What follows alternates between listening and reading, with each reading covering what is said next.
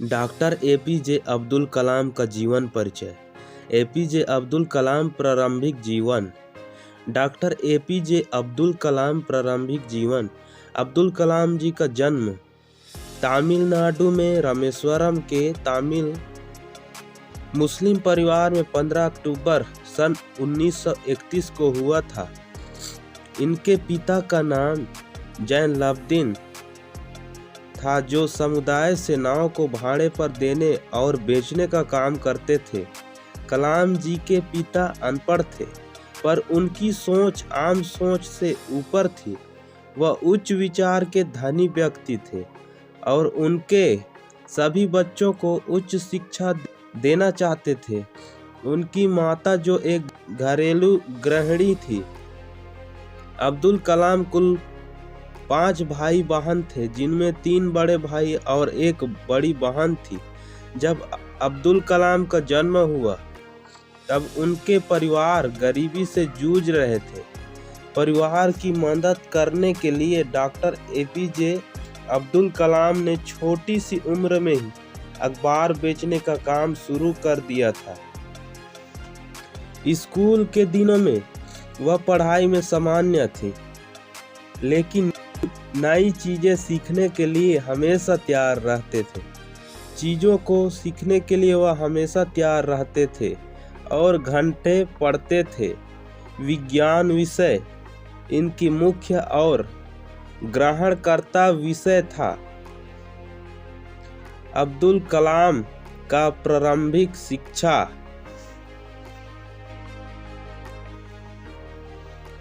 Doctor APJ Abdul Kalam ji की प्रारंभिक शिक्षा Schwartz higher secondary school, Ramanathapuram, Tamil Nadu से मैट्रिक की शिक्षा प्राप्त करने की।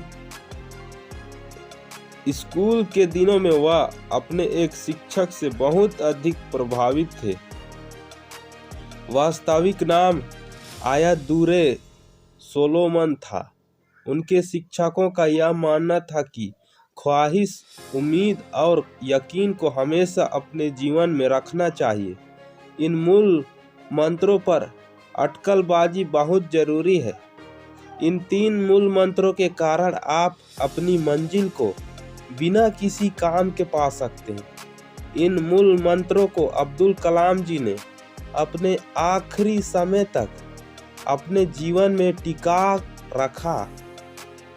अपनी प्रारंभिक शिक्षा पूरी करने के बाद डॉक्टर एपीजे अब्दुल कलाम ने तिरुचिरापल्ली के सेंट जोसेफ कॉलेज से सन 1954 में भौतिक विज्ञान में बीएससी की डिग्री प्राप्त की। इसके बाद सन 1955 में वे मद्रास चले गए।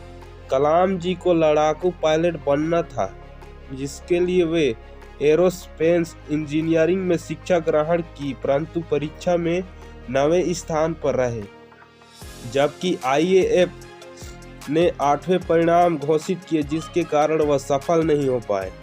स्नातक की पढ़ाई पूरी करने के बाद डॉक्टर एपीजे अब्दुल कलाम एक प्रोजेक्ट पर काम करने लगे थे और प्रोजेक्ट इंचार्ज ने रॉकेट के मॉडल मात्र 3 दिन में पूरा करने का समय दिया था और साथ में यह भी कहा था कि अगर यह मॉडल ना बन पाया तो उनकी स्कॉलरशिप रद्द हो जाएगी। फिर क्या था?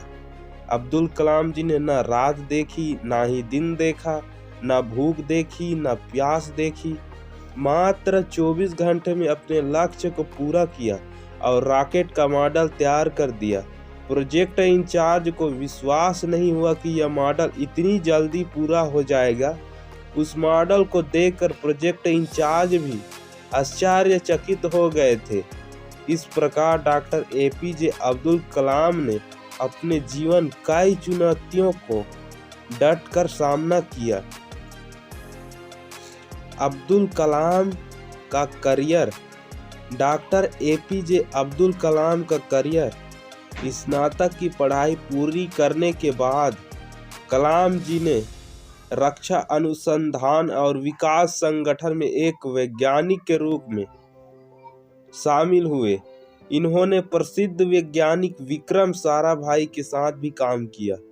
सन 1969 में डॉक्टर एपीजे अब्दुल कलाम इसरो आ गए और वहां पर इन्होंने परियोजना निर्देशक के पद पर काम किया। इसी पद पर काम करते समय भारत का प्रथम उपग्रह रोहिणी पृथ्वी की कक्षा में वर्ष 1980 में स्थापित किया गया। इसरो में शामिल होना डॉक्टर एपीजे अब्दुल कलाम के लिए बहुत ही सौभाग्य की बात थी, क्योंकि उनको ऐसा लगा कि जिस उद्देश्य के लिए वह जी रहे हैं उनका वह उद्देश्य पूरा होने लगा है। वर्ष सन 1963 से 64 में अब्दुल कलाम ने अमेरिकी संगठन नासा में भी दौरा किया। भारत के प्रसिद्ध परमाणु वैज्ञानिक राजा रमन्ना ने पहला परमाणु परीक्षण किया, जिसमें कलाम जी को परीक्षण करने के लिए बुलाया गया। सन 1970 से 1980 के दशक में डॉक्टर अब्दुल कलाम अपने कार्यों की सफलता के कारण देश के प्रसिद्ध वैज्ञानिक बन गए और ख्याति बढ़ने के कारण उस समय की प्रधानमंत्री श्रीमती इंदिरा गांधी ने अपने कैबिनेट की मंजूरी के बिना ही कुछ गुप्त कार्यों के लिए अनुमति दी थी। डॉक्टर एपीजे अब्दुल कलाम का राष्ट्रपति बनने का सफर। भारत के राष्ट्रपति रहने के दौरान डॉक्टर कलाम अपने कार्यों की सफलता और अपनी उपलब्धियों के कारण राष्ट्रीय जनतांत्रिक गठबंधन एनडीए की सरकार ने डॉक्टर एपीजे अब्दुल कलाम को सन 2002 को राष्ट्रपति पद के लिए उम्मीदवार बनाया। अब्दुल कलाम जी ने अपने प्रतिद्वंदी लक्ष्मी सहगल को भारी मतों से हराकर 25 जुलाई सन 2002 को भारत के 11वें राष्ट्रपति के रूप में शपथ ली। डॉक्टर एपीजे अब्दुल कलाम एक ऐसे राष्ट्रपति हैं जिनको राष्ट्रपति बनने से पहले भारत रत्न का पुरस्कार मिल चुका था। अब्दुल कलाम से पहले दो और राष्ट्रपति डॉक्टर जाकिर हुसैन और डॉक्टर राधा कृष्णन को यह भारत रत्न का पुरस्कार मिल चुका है। राष्ट्रपति के दायित्व से मुक्ति होने के बाद डॉक्टर कलाम ने कई शैक्षणिक संस्थानों में मानद फेलो व एक विजिटर प्रोफेसर बन गए थे। उन्होंने बनारस हिंदू यूनिवर्सिटी में जैसे मानी यूनिवर्सिटी में भी सूचना प्रौद्योगिकी में कार्य किया। अब्दुल कलाम विभिन्न सरकारों में विज्ञान सलाहकार और रक्षा सलाहकार के पद पर रहे।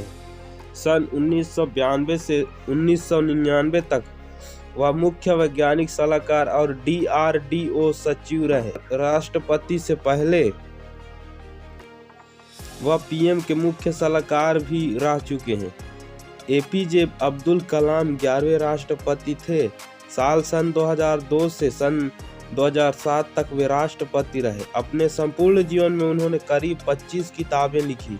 एपीजे अब्दुल कलाम को देश विदेश के 48 विश्वविद्यालयों और संस्थानों से डॉक्टरेट की उपाधि दी। डॉक्टर एपीजे अब्दुल कलाम भारत के 3 सर्वोच्च पुरस्कारों से सम्मानित किया जा चुका है। पद्म भूषण सन 1981, पद्म विभूषण सन 1990 और भारत में सर्वोच्च नागरिक पुरस्कार भारत रत्न से सन 1997 को सम्मानित किया गया।